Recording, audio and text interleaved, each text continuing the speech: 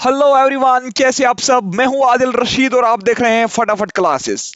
मेरे दोस्तों, मैंने आपको बोला था कि मैंने ये जो पॉलिटी का सिलेबस है इसको मैंने डिवाइड किया है चैप्टर्स में।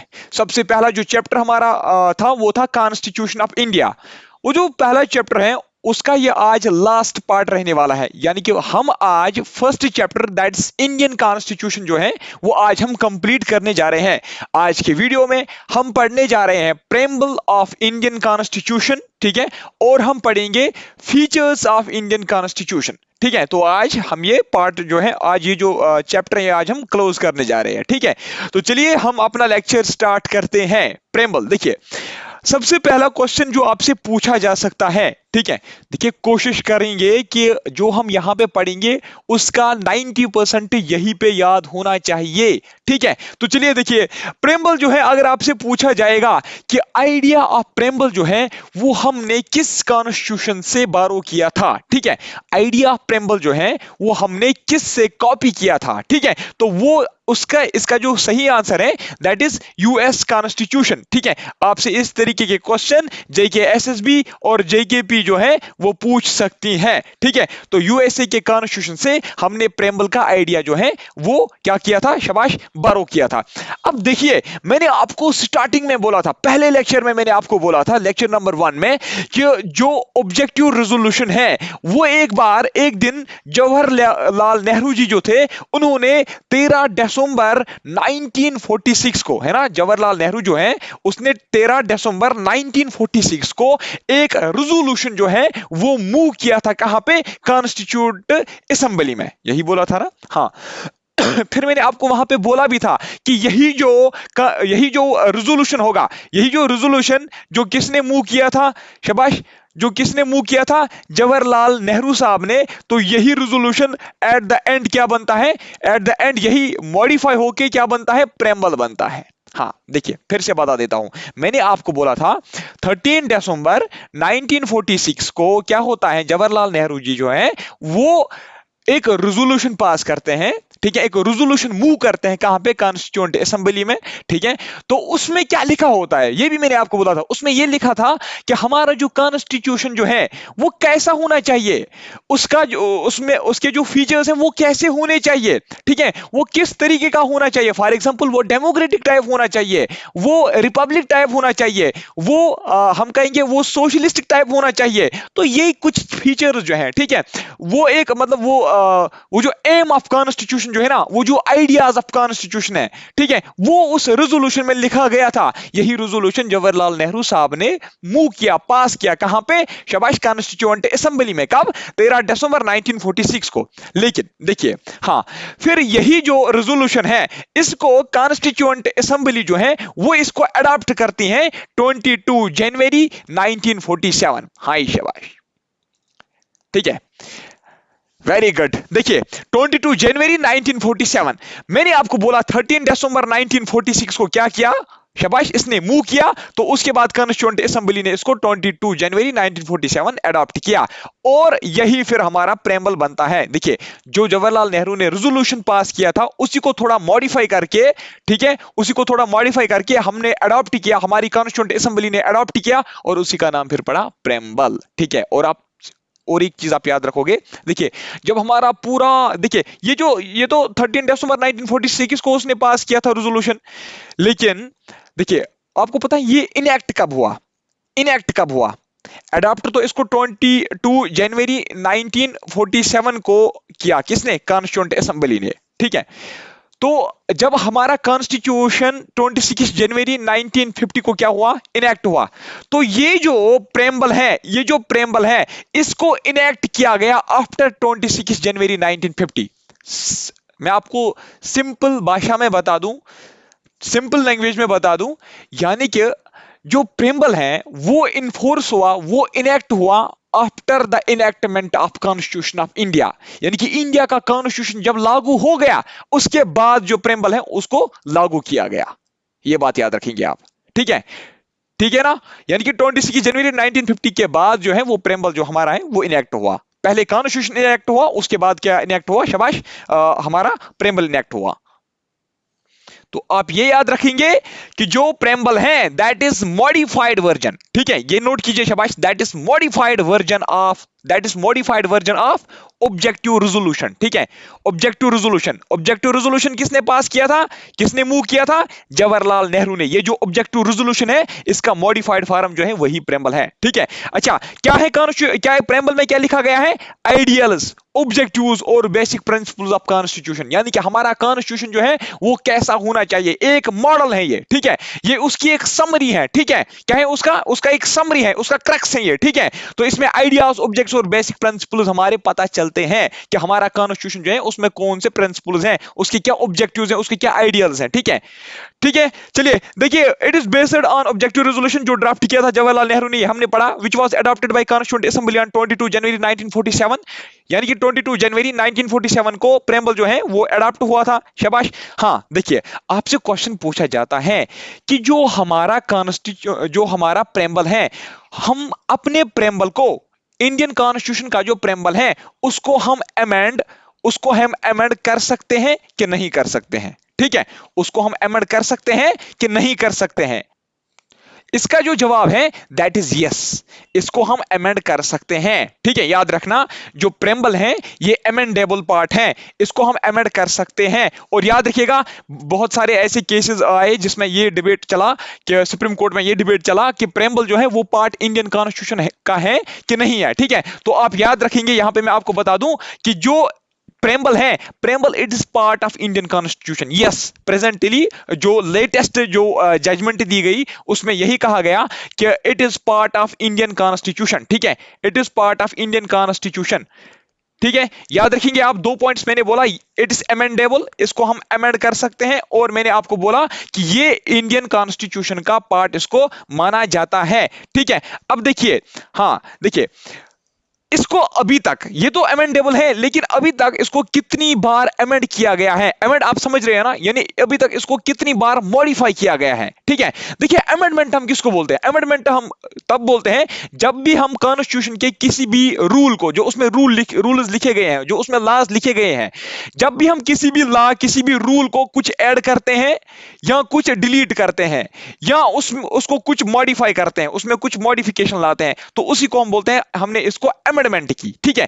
तो इसी तरीके से मैं आपको बता रहा हूं, जो हमारा प्रेम्बल है ना कॉन्स्टिट्यूशन का, उसको अभी तक हमने 1950 से लेकर आज तक अभी तक हमने उसको एक ही बार क्या किया है, अमेंड किया है। जेकेपी बॉर्डर बटालियन कांस्टेबल जो रिक्रूटमेंट हुई थी उसमें यह क्वेश्चन पूछा गया था, ठीक है। तो एक बार अमेंड हुआ है, और कौन सा अमेंडमेंट हुआ है, 42nd कॉन्स्टिट्यूशनल अमेंडमेंट एक्ट जो 1976 को हुआ था। तो उसमें क्या किया गया था, प्रेम्बल को भी क्या किया गया था, अमेंड किया गया था, उसमें चेंज लाई गई थी। आपसे क्वेश्चन पूछा जा सकता है, ये बताइए 42nd अमेंडमेंट एक्ट जो है वो किस साल में हुआ था, 1976 में, ठीक है। अच्छा, जब ये अमेंडमेंट हुआ, मैंने अभी आपको बोला अमेंडमेंट किसको हम बोलते हैं, जब हम किसी चीज को ऐड करते हैं या किसी चीज को मॉडिफाई करते हैं या किसी चीज को हम डिलीट करते हैं। तो ये जो 42nd अमेंडमेंट हुआ था प्रेम्बल का, तो उसमें क्या चेंज लाई गई उस टाइम, देखिए, उसमें 3 वर्ड जो है वो ऐड किए गए। हाँ जी, 42nd कॉन्स्टिट्यूशनल अमेंडमेंट एक्ट से हमारे प्रेम्बल में 3 चीजें जो हैं, 3 वर्ड जो हैं वो ऐड किए गए। एक ये था सोशलिस्ट, दूसरा था सेक्युलर, और तीसरा था इंटीग्रिटी। कसम से अगर आप देखोगे ना, आप जितने भी एसएससी के पेपर उठाओगे ना, हर साल एसएससी ये क्वेश्चन पूछता है प्रेम्बल पे, ठीक है। एसएसबी का कोई भी पेपर आप उठा के लाओ जिसमें इंडियन पॉलिटिक्स सिलेबस होगा, आप देखना प्रेम्बल पे क्वेश्चन बनते हैं कि नहीं, यही क्वेश्चन पूछे जाते हैं। कौन से वर्ड्स ऐड किए गए थे और किस कॉन्स्टिट्यूशनल अमेंडमेंट एक्ट से ऐड किए गए थे, प्रेम्बल को कितनी बार अमेंड किया गया है अभी तक, ठीक है। तो एक बार अमेंड किया गया, 42nd कॉन्स्टिट्यूशनल अमेंडमेंट एक्ट था वो, 1976 में हुआ था वो। 3 वर्ड्स ऐड किए गए थे, एक था सोशलिस्ट, एक था सेक्युलर और एक थी इंटीग्रिटी, ठीक है। अच्छा, हमारा जो कॉन्स्टिट्यूशन का जो प्रेम्बल है ना, जो प्रेम्बल है, ठीक है, वो स्टार्ट होता है with a phrase, we the people of India, ठीक है। वो स्टार्ट किससे होता है, शाबाश, वो स्टार्ट होता है, एक फ्रेज है, that is we the people of India, ठीक है, we the people of India, आप याद रखेंगे, इस फ्रेज से स्टार्ट होता है। We the people of India having solemnly resolved to constitute India into a sovereign, socialistic, secular, democratic republic। अगर आपने कभी ध्यान से प्रेमबल को याद किया होगा या देखा होगा। याद तो आपने खैर किया नहीं होगा क्योंकि उतनी जरूरत आपको नहीं पड़ती है इन एग्जाम्स में, ठीक है। जो बड़े बड़े एग्जाम्स होते हैं जैसे यूपीएससी का एग्जाम होता है या जेकेपीएससी का, वहां पे ये थोड़ा सा याद होना चाहिए, ठीक है। तो हमारा कॉन्स्टिट्यूशन जो है ना वो स्टार्ट होता है इसी से, वो हमारा जो प्रेमबल है ना वो स्टार्ट होता है इसी से, we the people of India, ठीक है। अच्छा देखिए, हाँ, we the people of India जो है ना इसका मतलब क्या है, therefore we can say people of India are source of our constitution. आपसे पूछा जा सकता है ये बताइए सोर्स ऑफ कॉन्स्टिट्यूशन क्या है। सोर्स जो हमारे कॉन्स्टिट्यूशन का है वो क्या है, याद रखना जो हम पीपल है ना इंडिया के, भारत के जो लोग हैं, भारत के जो नागरिक है ना, वही सोर्स है कॉन्स्टिट्यूशन का। इसका मतलब ये है कि जो हम लोग है ना हमने खुद ही कॉन्स्टिट्यूशन को बनाया है। कॉन्स्टिट्यूशन खुद तो नहीं बना ना, कॉन्स्टिट्यूशन का जो सोर्स था, ओरिजिन था, वो कौन है, इसका जो सोर्स है वो कौन है, वो हम ही है, हम लोग हैं। कहां के, भारत के नागरिक हैं, ठीक है। भारत के नागरिक ही कॉन्स्टिट्यूशन का क्या है, सोर्स है। अब आप बताओगे कैसे, लोग कैसे हैं, क्योंकि हम भारत के लोग जो हैं हमने ही तो उस टाइम पे कॉन्स्टिट्यूएंट असेंबली के मेंबर्स को चुन के भेजा था, है ना, इनडायरेक्टली लेकिन चुन के भेजा था, है ना। हमारी प्रोविंशियल असेंबलीज जो है, प्रोविंशियल लेजिस्लेटिव असेंबली जो हमने बनाई थी खुद, ठीक है, उन्होंने ही इनडायरेक्टली हमारे कॉन्स्टिट्यूएंट असेंबली मेंबर्स को बनाया था, है ना। इसीलिए जो मेन सोर्स है हमारे कॉन्स्टिट्यूशन का वो कौन है, वो हम ही हैं, ठीक है। हाँ, फिर आप बताओगे सर बारो कहां से किया गया था, उसका जवाब अलग है, उसका जवाब गवर्नमेंट ऑफ इंडिया एक्ट है, ठीक है। उसका जवाब यूएस का कॉन्स्टिट्यूशन है, उसका जवाब इरिश कॉन्स्टिट्यूशन है, ठीक है। चलिए देखिए, now the preamble of our constitution states that India is sovereign socialistic secular democratic Republic.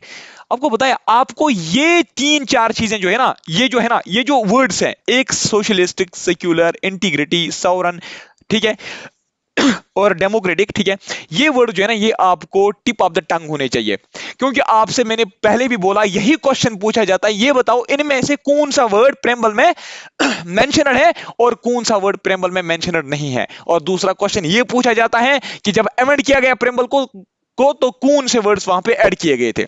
बार बार मैं बता रहा हूं, बार बार मैं बता रहा हूं, मार्क टेस्ट में मैं बहुत बार आपको पूछूंगा, ठीक है। और आप देखना रियल जो पेपर होगा उसमें इस पे क्वेश्चन जरूर होगा, ठीक है। देखिए, तो कौन कौन सा है, सॉवरन, सोशलिस्ट, सेक्युलर, डेमोक्रेटिक और रिपब्लिक। इसकी एक ट्रिक है, अगर कोई याद रखना चाहेगा, सो सी दे रिपब्लिक, ठीक है, सो सीधे रिपब्लिक। सो का मतलब है सबसे पहले याद है सॉवरन, ये आप किसमें, ये आप ऑर्डर में याद रखना। पहला वर्ड जो है वो सॉवरन है, दूसरा है सोशलिस्टिक, तीसरा है सेक्युलर, चौथा है डेमोक्रेटिक और पांचवा है रिपब्लिक। ये ऑर्डर में याद होना चाहिए, क्योंकि प्रेम्बल जो है ना उसमें लिखा गया ना, we the people of India having solemnly resolved to constitute India into a sovereign socialistic secular democratic republic, ये इस ऑर्डर में है, ठीक है। तो इसलिए ऑर्डर भी याद रखना आप। हमारे कॉन्स्टिट्यूशन का एम क्या है, हमारे कॉन्स्टिट्यूशन जो है it aims to secure all citizens of India social, economic and political justice. हमारा जो कॉन्स्टिट्यूशन है वो हम लोगों को, भारत के लोगों को, भारत के नागरिकों को वो सोशल जस्टिस, इकोनॉमिक जस्टिस और पॉलिटिकल जस्टिस देना चाहता है, ठीक है। सोशल जस्टिस, इकोनॉमिक जस्टिस और पॉलिटिकल जस्टिस देना चाहता है, इंसाफ देना चाहता है, ठीक है। इंसाफ पॉलिटिकली ही नहीं, पॉलिटिकली अगर हम देखेंगे, पॉलिटिकली हमें कॉन्स्टिट्यूशन इंसाफ कैसी देती है, कैसे दिलाती है इंसाफ, एक फंडामेंटल राइट्स प्रोवाइड करती हैं, है ना। और क्या, और हर एक जो भी नागरिक है भारत का, जो भी 18 साल का है, चाहे वो किसी भी जात पात का हो, किसी भी जात का हो, ठीक है, किसी भी स्टेट का हो, चाहे वो ट्राइबल का मेंबर हो, चाहे वो एससी का मेंबर हो, एसटी का मेंबर हो, ओपन मेरिट का मेंबर हो, ठीक है, बैकवर्ड एरिया का कोई भी सिटीजन हो, सबको क्या है, राइट टू वोट है ना। ये भी तो एक पॉलिटिकल जस्टिस है ना, ठीक है। कहीं पे वो जात पात की यहाँ पे डिफरेंस तो नहीं है ना। इसी तरीके से इकोनॉमिक जस्टिस, जो बिजनेस करना चाहेगा वो कर सकता है, ठीक है, सबके लिए लॉ सेम है ना। देखिए, ऑब्जेक्टिव स्टेटेड बाय प्रेम्बल और टू सिक्योर जस्टिस, लिबर्टी और इक्वलिटी। हमारी जो कॉन्स्टिट्यूशन है ना, हमारी जो कॉन्स्टिट्यूशन है तो उसका जो प्रेम्बल है, मैंने पहले ही बोला वो एक समरी है, वो आपको एक समरी देता है, एक ओवरव्यू देता है कि हमारा कॉन्स्टिट्यूशन हमें क्या देना चाहता है, हमारा कॉन्स्टिट्यूशन क्या चाहता है। देखिए, जब हम प्रेम्बल को देखते हैं तो वहां पे हमें यह पता चलता है कि जो ऑब्जेक्टिव्स हैं हमारे कॉन्स्टिट्यूशन के, जो हमारा कॉन्स्टिट्यूशन है वो हमें जस्टिस, लिबर्टी और इक्वलिटी देना चाहता है, ठीक है, जस्टिस, लिबर्टी और इक्वेलिटी देना चाहता है। तो आप याद रखेंगे जस्टिस, लिबर्टी और इक्वेलिटी जो है ना, ये वर्ड्स भी प्रेम्बल में मेंशनड है। ठीक है, ये वर्ड्स भी प्रेम्बल में मेंशनड है। और कौन से वर्ड्स प्रेम्बल में मेंशनड है? Fraternity, unity and integrity. ठीक है, ठीक है, अभी तक मैंने कौन कौन से वर्ड बताए, रिवाइज करता हूं। ठीक है, रिवाइज करवाता हूं, ध्यान रखिएगा, क्योंकि ये बहुत ज्यादा इंपॉर्टेंट है, इसलिए मैं ज्यादा इस पे ध्यान दे रहा हूं। ठीक है, मुझे वरना इस पे कोई भी जो टाइम जो है ना वेस्ट करने का कोई शौक नहीं है। ठीक है, देखिए मैं आपको अभी तक बताऊंगा हमने कौन कौन से ये पढ़े। इसमें एक आपको याद रखना है सेक्युलर। ठीक है, एक तो मैंने फ्रेज बोला we the people of India, उसके बाद कौन है, उसके बाद आप ऑर्डर में याद रखेंगे, पहले सवरन। ठीक है, सवरन, सवरन, उसके बाद सोशलिस्टिक। ठीक है, उसके बाद सेक्युलर, उसके बाद डेमोक्रेटिक, उसके बाद रिपब्लिक। ठीक है, और कौन कौन से वर्ड मैंने बोले, शाबाश, ये आप ये वाले ऑर्डर में याद रखोगे। उसके बाद हम याद रखेंगे जस्टिस। ठीक है, उसके बाद हम याद रखेंगे लिबर्टी, उसके बाद हम याद रखेंगे इक्वालिटी, उसके बाद हम याद रखेंगे फ्रेटर्निटी।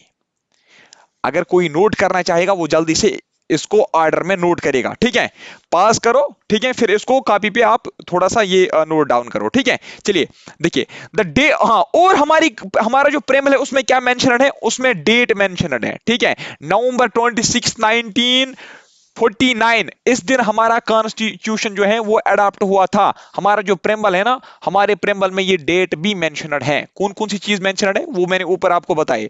और हमारा जो अडॉप्शन डेट है, जिस दिन कॉन्स्टिट्यूशन जो है अडॉप्ट हुई थी, वो डेट भी इसमें मेंशनड है।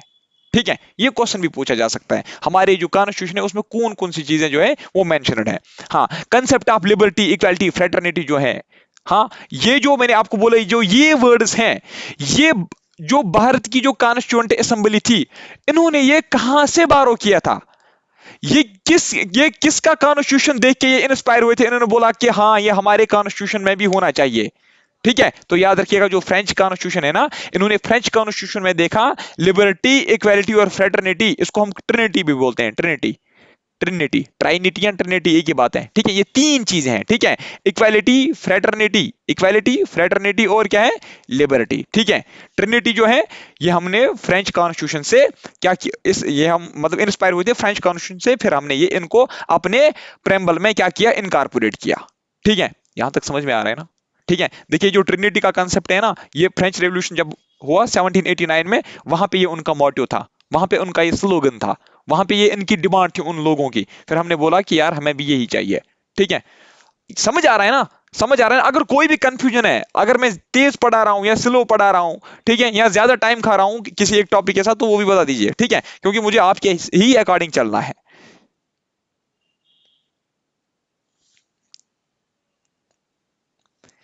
देखिए अभी मैं आपको बता रहा था ना कि हमारा जो प्रेमल है ना, देखिए ये हमारा प्रेमल है, ये जो मैंने आपके सामने पिक्चर रखी है ना, यही हमारा प्रेमल है। देखिए यही हमारा प्रेमल है, देखो, हाँ देखिए इसमें क्या लिखा गया है, पहले we the people of India है ना, फिर कौन कौन से वर्ड्स हैं, सॉवरन है, सोशलिस्टिक है, सेक्युलर है, डेमोक्रेटिक है, रिपब्लिक है।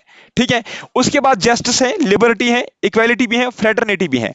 और मैंने आपको बोला इसमें हमारा जो अडॉप्शन डेट है, जिस दिन हमारा कॉन्स्टिट्यूएंट असेंबली जो है, जिस दिन हमारा कॉन्स्टिट्यूशन जो है वो अडॉप्ट हुआ था, ठीक है, तो वो डेट भी लिखा हुआ है, देखो लिखा हुआ है ना, 26 नवंबर 1949।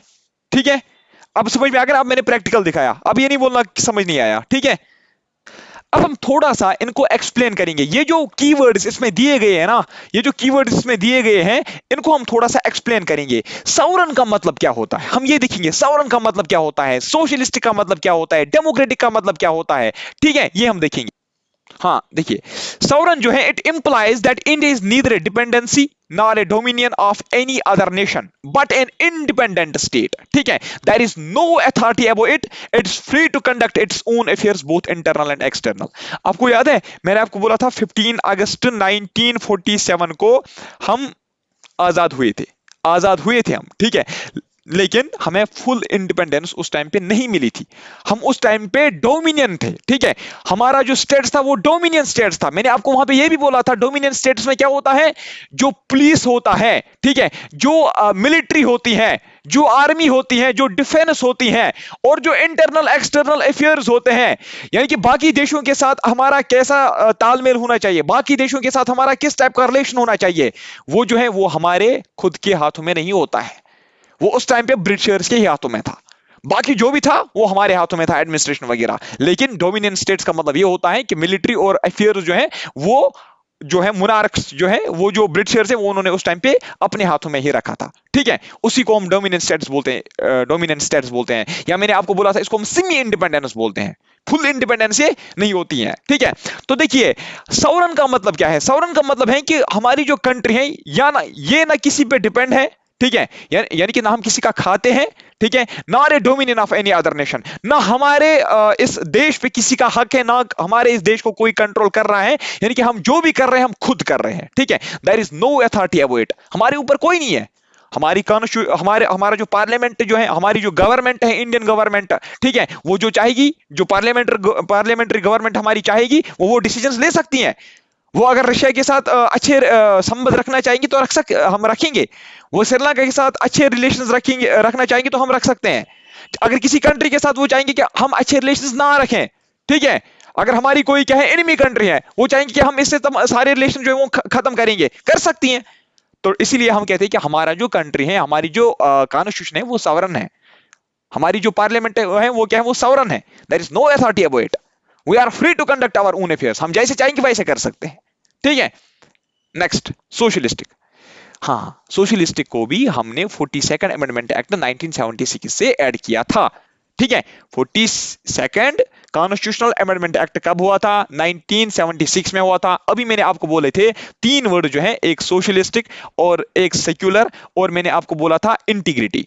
ठीक है, इंटीग्रिटी, ये तीन वर्ड जो है, सोशलिस्टिक, सेक्युलर और इंटीग्रिटी, ये तीन वर्ड जो है इनको हमने 42nd कॉन्स्टिट्यूशनल अमेंडमेंट एक्ट 1976 से ऐड किया था। ठीक है, हाँ, इंडियन ब्रांड ऑफ सोशलिज्म जो है, इंडियन ब्रांड ऑफ सोशलिज्म जो है वो है डेमोक्रेटिक। याद रखना, हमारा जो सोशलिज्म है, हमारे यहाँ जो सोशलिज्म है वो क्या है? सोशलिज्म जो टाइप है वो है डेमोक्रेटिक। ठीक है, डेमोक्रेटिक का मतलब है कि हर एक को हक मिलेगा। ठीक है, देखिए कुछ ऐसी कंट्रीज हैं जहां पे सोशलिज्म है लेकिन वो एक्सट्रीम फॉर्म में है। मतलब वहां पे गवर्नमेंट कहती है कि हम खुद ही जो सारी चीजें हैं वो हम खुद ही अगर कोई भी मतलब जो होते हैं ना बड़े बड़े जो ये होते हैं पीएसयूज होते हैं, मतलब आप मान लीजिए अगर जो जहां पे गुड्स की प्रोडक्शन होती है, जो बड़ी बड़ी कंपनियां होती है ना, ठीक है, जो बड़ी बड़ी कंपनियां होती हैं वहां पे गवर्नमेंट बोलते हैं कि हम खुद ही इनको ये प्रोडक्ट जो है ये खुद ही हम मैन्युफैक्चर करेंगे, हम खुद ही इन कंपनीज के ऊपर क्या करेंगे, नजर रखेंगे, इनका जो प्रॉफिट आएगा वो हम खुद ही रखेंगे, अपने पास रखेंगे। लेकिन हमारे यहाँ क्या है? हमारे यहाँ डेमोक्रेटिक सोशलिज्म है। डेमोक्रेटिक सोशलिज्म का मतलब है कि यहाँ पे हमारी जो गवर्नमेंट है वो कहती है कि कोई बात नहीं, अगर प्राइवेट सेक्टर, अगर अंबानी जी जो है अगर वो भी चाहते हैं बिजनेस करना, ठीक है, वो भी चाहते हैं कि कोई बड़ी कंपनी वो खोलना चाहते हैं, वो खोल सकते हैं और हम भी अपना खोलेंगे। जैसे उन्होंने अपने एसबीआई खोले हैं, हमारे अपने यहाँ कुछ गवर्नमेंट के पावर प्लांट्स हैं, कुछ अंबानी जी ने भी खोले हैं। ठीक है, यानी कि प्राइवेट और गवर्नमेंट जो है वो क्या चल रहे हैं, वो पैरेलली चलते हैं। ठीक है, गवर्नमेंट ये नहीं कहती कि आपको कोई हक ही नहीं है। ठीक है, जो प्राइवेट सेक्टर है, जो प्राइवेट इंडस्ट्रियलिस्ट्स हैं, जो प्राइवेट बिजनेसमैन हैं, वो बड़े बड़े बिजनेस नहीं खोल सकती, ऐसा तो नहीं है यहाँ पे। ठीक है, इसलिए हम कहते हैं यहाँ पे हमारे यहाँ डेमोक्रेटिक सोशलिज्म होता है। ठीक है, मिक्सड इकोनॉमी है। मिक्सड इकोनॉमी का मतलब भी क्या है? मिक्सड इकोनॉमी का मतलब ये है कि पब्लिक प्राइवेट जो है वो एक साथ काम करेंगे देश में।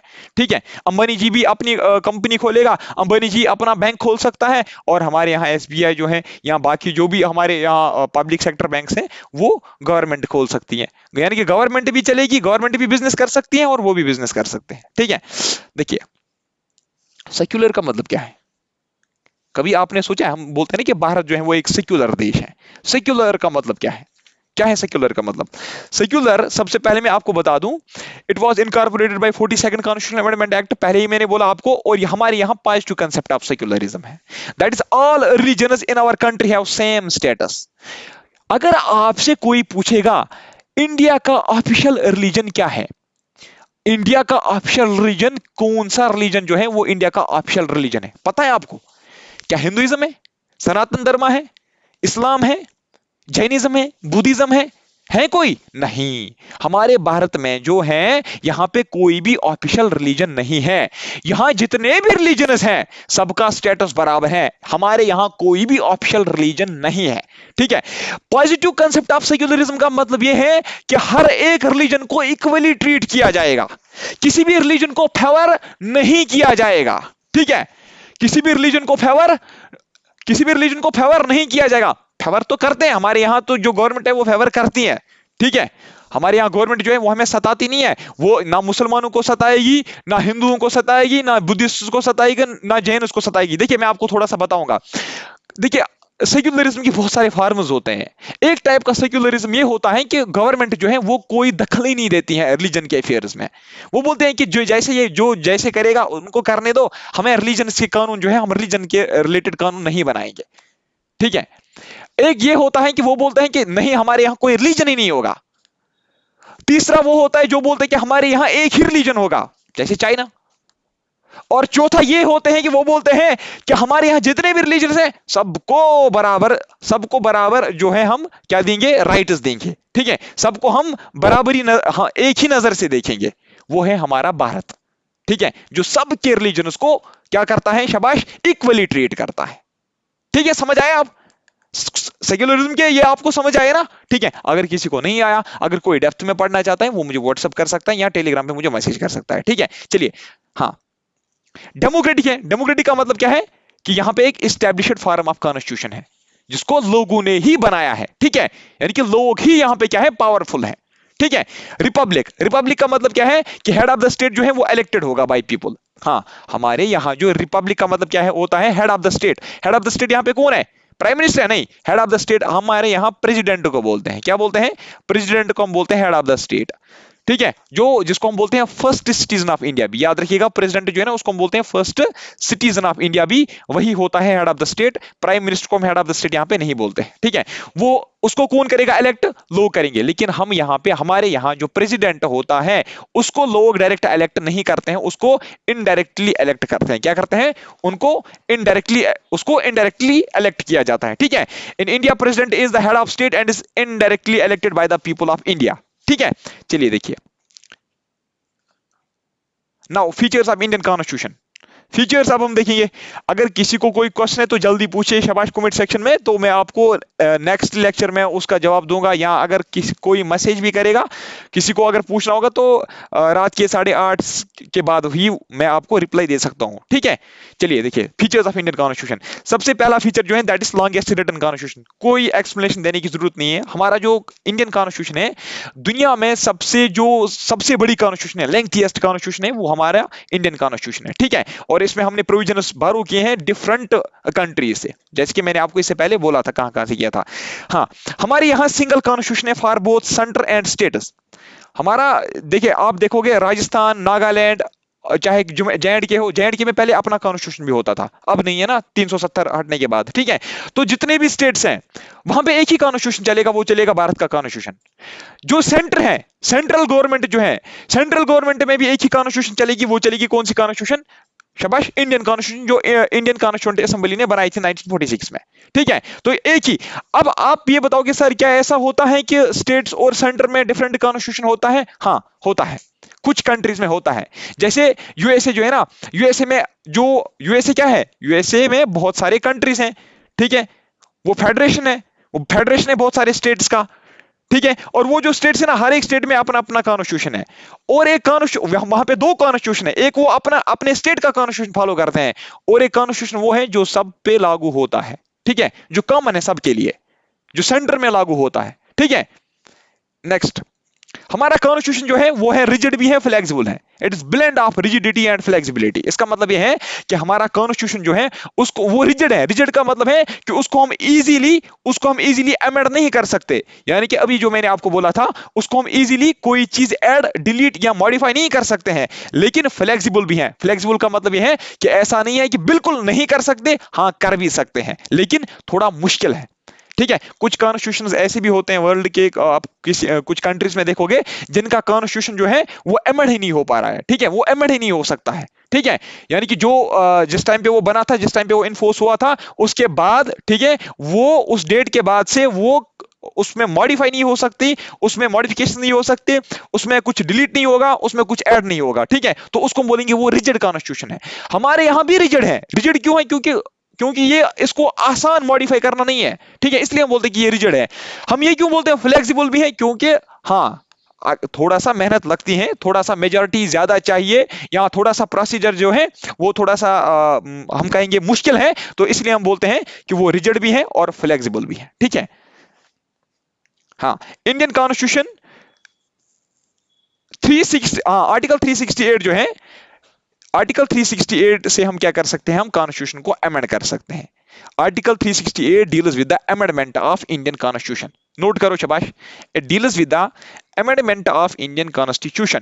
हाँ हाँ जी, ये किस पार्ट में मेंशनड है, पार्ट 20 में। हाँ मुझे अब याद आ गया, किसी बच्चे ने मुझे कल पूछा था, सर आपने लास्ट का जो क्वेश्चन मार्क टेस्ट में रखा था उसका आंसर गलत था। बिल्कुल उसका आंसर गलत था, मैं बाद में सोच रहा था जो आर्टिकल 368 है ना, ठीक है, आर्टिकल मुझे लगता है वो क्वेश्चन शायद हमने डिस्कस भी लेकिन नहीं किया था, ऐसे ही किसी को नजर पड़ी थी। तो आर्टिकल 368 जो है वो पार्ट 20 में है, ठीक है, और it deals with the amendment of Indian constitution. ठीक है। हाँ, इसमें ये लिखा गया है कि प्रोसीजर क्या हमें फॉलो करना है जब अगर हमें कोई चीज ऐड डिलीट या मॉडिफाई करनी होगी कॉन्स्टिट्यूशन में। ठीक है। सुप्रीम कोर्ट ने क्या कहा, constituent power of parliament under article 368 does not enable it to alter the basic structure of Indian constitution. देखिए, हमारा जो पार्लियामेंट है वो कॉन्स्टिट्यूशन का कोई भी पार्ट जो है वो अमेंड कर सकता है। मैंने अभी आपको बोला इवन कि वो प्रेम्बल को भी अमेंड कर सकते हैं। ठीक है, प्रेम्बल को भी वो अमेंड कर सकते हैं। तो अब लेकिन कुछ चीजें ऐसी हैं जो सुप्रीम कोर्ट ने बोला कि जो हमारी पार्लियामेंट है वो इनको अमेंड नहीं कर सकती। वो कौन कौन सी चीजें हैं, उसमें बहुत सारी चीजें आती हैं, जैसे जो सेक्युलरिज्म जो है ना, सेक्युलरिज्म के खिलाफ हमारे यहाँ गवर्नमेंट जो है वो कानून नहीं बना सकती। वो कोई ऐसा कानून नहीं बना सकती जिसमें इक्वालिटी जो है, राइट टू इक्वालिटी जो है आर्टिकल 14 जो है वो वायलेट होगा। वो कोई ऐसी कानून नहीं बना सकती जिसमें आर्टिकल 21 जो है वो वायलेट हो सकता है। जैसे मैं आपको बोल रहा हूँ ना, आर्टिकल 14, आर्टिकल 19, आर्टिकल 21 पढ़ाऊंगा मैं आपको आगे ये लेक्चर्स में। ये कुछ ऐसी चीजें हैं, जैसे यहाँ सेक्युलरिज्म है, ये कुछ ऐसी चीजें हैं जो किसमें आते हैं, जो बेसिक स्ट्रक्चर जो है, जो basic structure of Indian constitution में आता है। तो सुप्रीम कोर्ट ने यही कहा कि जो बेसिक स्ट्रक्चर ऑफ कॉन्स्टिट्यूशन है, जो सेक्युलरिज्म है, वो आप अमेंड नहीं कर सकते। ठीक है, जो आर्टिकल 19, आर्टिकल 14 जो है वो आप अमेंड नहीं कर सकते, वो आप लोगों से छीन नहीं सकते। ठीक है, तो जो भी चीजें बेसिक स्ट्रक्चर ऑफ कॉन्स्टिट्यूशन में आती हैं उनको बिल्कुल भी गवर्नमेंट जो है, पार्लियामेंट जो है वो अमेंड उनको नहीं कर सकती। यानी कि under article 368 basic structure of constitution जो है वो अमेंड नहीं हो सकता। ठीक है। हाँ, मैंने आपको बोला था ना, अभी मैंने आपको बोला था 42nd अमेंडमेंट हुआ था 1976 में, तो याद रखिएगा उस अमेंडमेंट को हमने नाम रखा है मिनी कॉन्स्टिट्यूशन भी। यानी कि 42nd कॉन्स्टिट्यूशनल अमेंडमेंट एक्ट 1976 का जो है that is also known as mini constitution. क्यों? क्योंकि इसमें हमने बहुत सारे चेंजेस की कॉन्स्टिट्यूशन में, इसमें हमने बहुत सारे चेंजेस की कॉन्स्टिट्यूशन में। मैंने आपको अभी फ्यू कुछ एग्जांपल्स दी, जैसे मैंने अभी आपको बोला था कि हमने उसमें वर्ड सोशलिस्टिक को ऐड किया था। ठीक है, और हमने उसमें वर्ड इंटीग्रिटी को ऐड किया था। वो किससे किया था? 42nd से ही किया था। इतना ही नहीं, हमने बहुत सारे चेंजेस लाए थे। वो आपको आगे आगे पता चलेगा, जितने हम ज्यादा लेक्चर्स पढ़ेंगे ना पॉलिटी के, आपको पता चलेगा कि 42nd से कौन कौन से चेंजेस हुए थे। ठीक है। हाँ, और एक फीचर है हमारे कॉन्स्टिट्यूशन का, that is parliamentary system of government. हमारी कॉन्स्टिट्यूशन में ये लिखा गया है कि भारत में जो है यहाँ पे पार्लियामेंट्री सिस्टम ऑफ गवर्नमेंट होगी। पार्लियामेंट्री सिस्टम ऑफ गवर्नमेंट का मतलब क्या है कि यहाँ पे जो function of parliament controls the functioning of council of ministers. हाँ, जो काउंसिल ऑफ मिनिस्टर्स हैं, जो कैबिनेट मिनिस्टर्स हैं, ठीक है, उनका जो फंक्शनिंग है उसको कंट्रोल करेगा पार्लियामेंट। क्या आपने कभी सुना है कि ऐसा तो नहीं होता ना, शायद आपने शायद अभी नहीं पढ़ा होगा, लेकिन मैं आपको बता दूं, जब कानून बनाए जाते हैं ना तो वो मिनिस्टर्स अकेले कानून नहीं बनाते हैं। ठीक है, वो मिनिस्टर्स ही नहीं बनाते, वो कैबिनेट मिनिस्टर्स ही नहीं बनाते, या वो सिर्फ काउंसिल ऑफ मिनिस्टर्स ही नहीं बनाते हैं। हाँ, वही बनाते हैं, वही सजेशंस देते हैं, वही ड्राफ्ट प्रिपेयर करके देते हैं। लेकिन जब तक ना कि पार्लियामेंट अप्रूवल नहीं देगी ना, ठीक है, जब तक पार्लियामेंट जो है उस पर एग्री नहीं होगा ना, तब तक वो कानून नहीं बनता है। ठीक है, तो इसीलिए ये जो काउंसिल ऑफ मिनिस्टर्स हैं, ये जो कैबिनेट मिनिस्टर्स जो ये डिसीजन लेते हैं, इनका जो फंक्शनिंग है, ठीक है, उसको कंट्रोल करता है पार्लियामेंट। पार्लियामेंट का मतलब क्या है? पार्लियामेंट का मतलब इनडायरेक्टली हम लोग हैं। क्यों? क्योंकि हम लोगों ने ही अपने मेंबर्स को उधर भेजे हैं। ठीक है, सारी जनता जो है भारत की, वो तो पार्लियामेंट में नहीं जा सकती ना। ठीक है, इसलिए उन्होंने अपने अपने एरिया से एक एक मेंबर को चुन के भेजा है। ठीक है, हाँ, India has parliamentary form of government, it has by cameral legislature. By cameral legislature का मतलब है कि यहाँ पे दो हाउसेज हैं। कितने हैं? यहाँ पे टू हाउसेज हैं, दो हाउसेज। एक का नाम है लोकसभा, दूसरे का नाम है राज्यसभा। ठीक है। रिसेंटली जो इलेक्शन हुए थे वो कौन से इलेक्शन हुए थे? आप में से मुझे कोई बता सकता है? हाँ, कमेंट सेक्शन में जरूर बताएंगे, मैं देखूंगा। हाँ, मैं देखूंगा आप में से किसने कितना पढ़ा है ऑलरेडी, किसने पॉलिटी के लेक्चर्स कहीं से पढ़े हैं, तो वो भी मुझे आज पता चलेगा। तो ये बताइए, अभी जो इलेक्शंस हुए हैं ना, ठीक है, वो लोकसभा के हुए थे या राज्यसभा के हुए थे जो 2024 में हुए थे? ये बताइए मुझे, ठीक है। हाँ, और एक फीचर जो हमारे इंडियन कॉन्स्टिट्यूशन का है, दैट इज सिंगल सिटीजनशिप। हमारे यहाँ एक ही सिटीजनशिप है, सिंगल सिटीजनशिप है। जैसे मैंने आपको बोला था, ये यूएसए है, यूएसए में डिफरेंट स्टेट्स हैं, ठीक है, ये फेडरेशन ऑफ स्टेट्स हैं, ठीक है। तो ये मान लीजिए ये वाला स्टेट जो है ना, ये स्टेट जो है, यहाँ के जो नागरिक हैं इस स्टेट के, ठीक है, उनको एक सिटीजनशिप है इस स्टेट की, और दूसरी एक सिटीजनशिप होती है पूरे इस जो यूएसए जो है ना, पूरे यूएसए में उनको एक कॉमन सिटीजनशिप मिलती है। ठीक है, तो यानी कि एक सेंटर की तरफ से होती है सिटीजनशिप, एक स्टेट की तरफ से होती है। तो यहाँ पे डिवल सिटीजनशिप है, लेकिन हमारे भारत में ऐसा नहीं है। चाहे जेएंडके का कोई आदमी हो, चाहे कर्नाटका का कोई सिटीजन हो, सबको एक ही सिटीजनशिप है। ठीक है। और इंडियन कॉन्स्टिट्यूशन जो है वो फेडरल है, ये भी एक फीचर है हमारे कॉन्स्टिट्यूशन का। फेडरल का मतलब ये होता है कि यहाँ पे डिवल पॉलिटी है, सेंटर स्टेट्स है, यानी कि सेंटर भी कानून बनाती है और स्टेट भी अपने कानून बनाती है। हमारे स्टेट लेजिस्लेचर भी कानून बना सकते हैं और सेंट्रल गवर्नमेंट जो है वो भी कानून बना सकते हैं। मैंने आपको कल बोला था कि हमारे पास यूनियन लिस्ट पड़ा होता है, ठीक है, यूनियन लिस्ट है, कंकरेंट लिस्ट है, और कौन है? शाबाश, और स्टेट लिस्ट है। ठीक है, स्टेट लिस्ट में जो चीजें लिखी गई है उसमें सिर्फ स्टेट लेजिस्लेटिव असेंबली कानून बना सकती है। यूनियन लिस्ट में जो चीजें लिखी गई है उसमें सिर्फ सेंट्रल गवर्नमेंट कानून बना सकती है। तो इसलिए हम कह सकते हैं कि यहां पे फेडरल गवर्नमेंट है। फेडरल गवर्नमेंट का मतलब है कि सेंट्रल स्टेट जो है दोनों के पास पावर है कानून बनाने के। ठीक है। हाँ, और है यहाँ पे हमारे और एक फीचर है कॉन्स्टिट्यूशन का, that is universal adult franchise. जो भी बंदा, जो भी सिटीजन 18 ईयर का है उसको राइट टू वोट है, चाहे वो किसी भी कास्ट का हो, किसी भी रिलीजन का हो, किसी भी, चाहे वो मेल हो फीमेल हो, कोई भी हो, 18 ईयर का जो भी है उसको राइट टू वोट है। ठीक है, और हर एक को एक ही वोट है। ऐसा नहीं है कि अंबानी जी को 2 वोट है। ठीक है, या अगर कोई मोटा है तो उसको उसके 4 वोट गिन लिए जाएंगे, अगर कोई पतला है तो उसका 1 वोट गिन लिया जाएगा। नहीं, ऐसा नहीं है। जो जैसा है, ठीक है, हर एक का एक ही वोट काउंट किया जाएगा। और जो भी 18 ईयर का है, 18 साल या 18 साल से ज्यादा, तो उसको 1 वोट डालने का हक है। ठीक है, देखिए आप, हाँ, कोई भी डिस्क्रिमिनेशन नहीं होगी इसमें। एक इंपॉर्टेंट पॉइंट यहां पे बता देता हूं कि हमारा जो कॉन्स्टिट्यूशन जो है इसमें एक चेंज की गई। किससे चेंज होगी? वो अमेंडमेंट से ही होगी। कौन सा अमेंडमेंट था वो 61st अमेंडमेंट था। कब हुआ वो? 1988 में, याद रखेंगे। 1988 में हमारे कॉन्स्टिट्यूशन जो है उसमें एक अमेंडमेंट होता है। ठीक है, वो होता है 61st अमेंडमेंट एक्ट। ठीक है, तो उसमें क्या किया जाता है, हमारा जो राइट टू वोट है ना, वोटिंग की जो एज है ना, उसको कम किया जाता है। यानी कि मैं आपको यह बता दूं कि 1988 तक 26 जनवरी 1950 को हमारा कॉन्स्टिट्यूशन लागू हुआ। वहीं से हमें राइट टू वोट का हक मिला, है ना, राइट टू वोट हमें वहीं से मिला।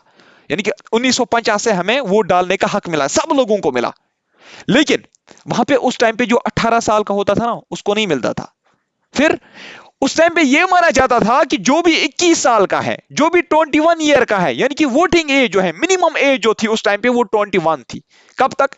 1950 से लेकर 1988 तक यही रूल था कि जो भी 21 साल का है वही वोट डाल सकता है। ठीक है, 18 ईयर का जो है उसको वोटिंग का हक नहीं था। तो उसके बाद हमने 1988 में 61st कॉन्स्टिट्यूशनल अमेंडमेंट एक्ट पास किया और हमने वोटिंग एज जो है वो हमने खुद ही रखी। कितनी? शाबाश, वो हमने 18 ईयर रखी। ठीक है, नेक्स्ट। और एक फीचर जो है कॉन्स्टिट्यूशन का, दैट इज फंडामेंटल ड्यूटीज हमारे इसमें है। फंडामेंटल ड्यूटीज, फंडामेंटल राइट्स भी हैं और फंडामेंटल ड्यूटीज भी हैं। कुछ हक भी है हमारा, कुछ हक भी है, लेकिन हमारे कुछ फराइज भी हैं।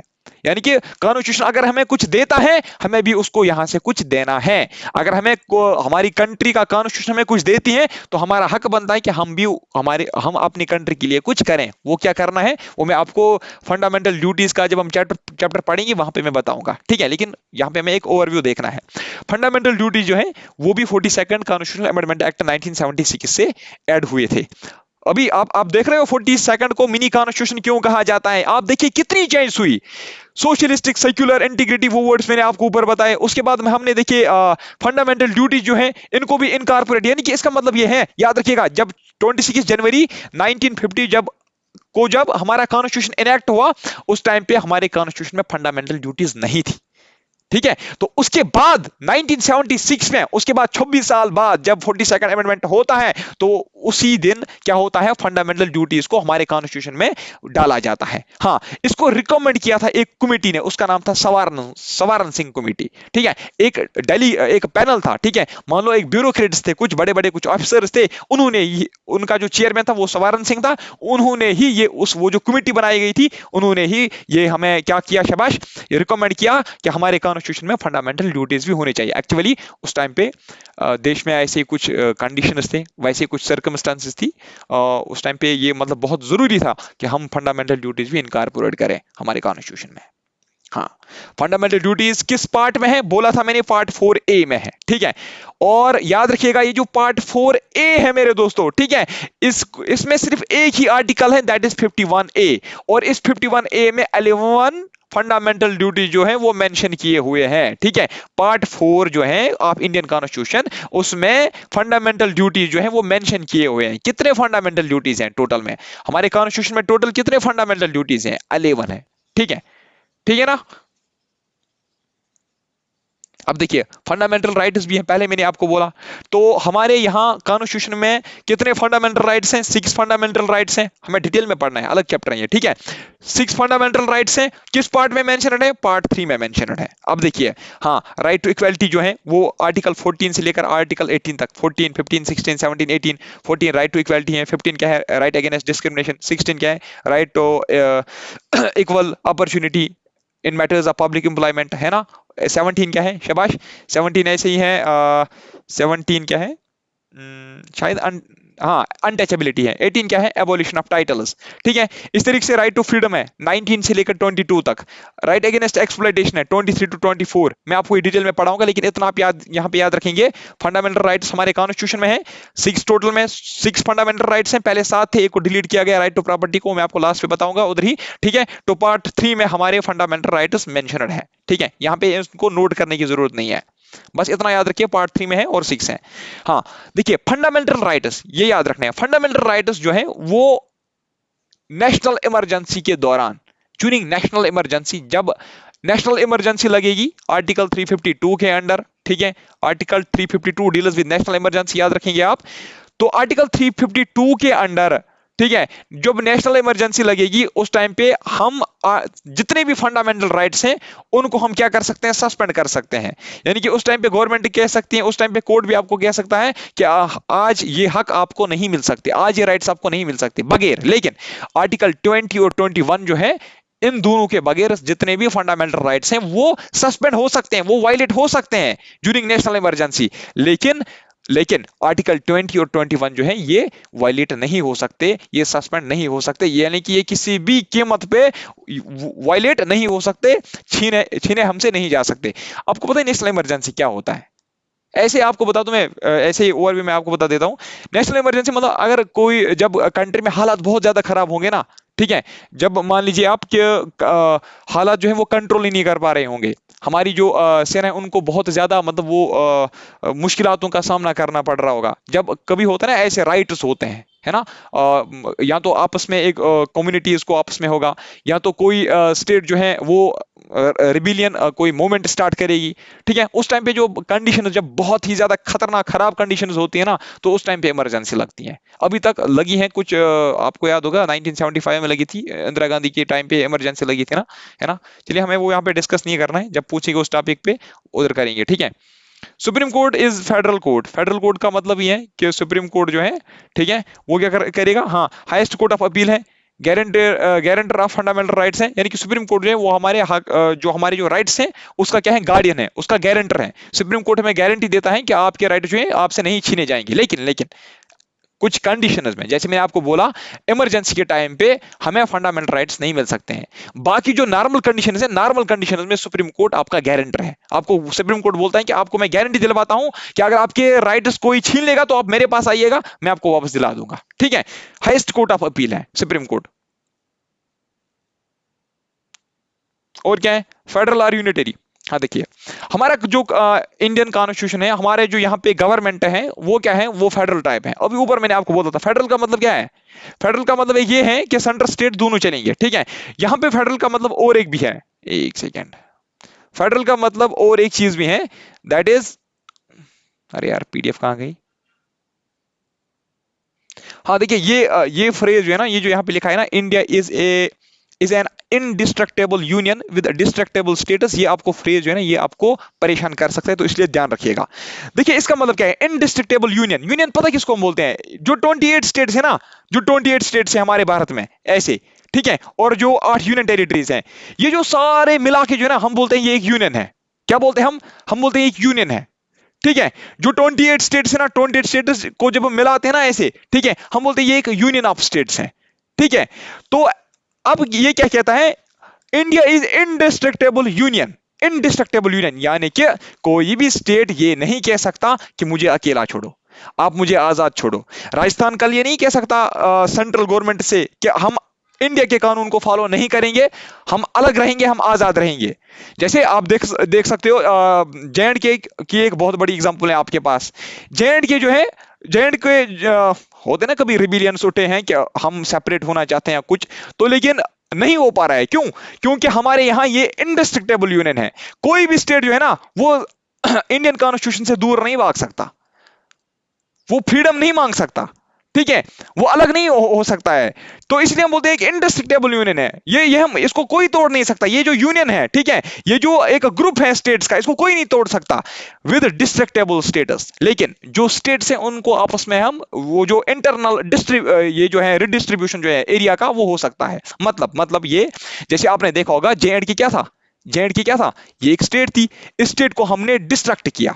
डिस्ट्रक्ट का मतलब यहां पे आप समझ रहे हो कि इसको हमने ब्रेक किया, इसको हमने सेपरेट किया। ठीक है, इसको हमने डिवाइड किया, यानी कि स्टेट जो है उसको हम डिवाइड कर सकते हैं।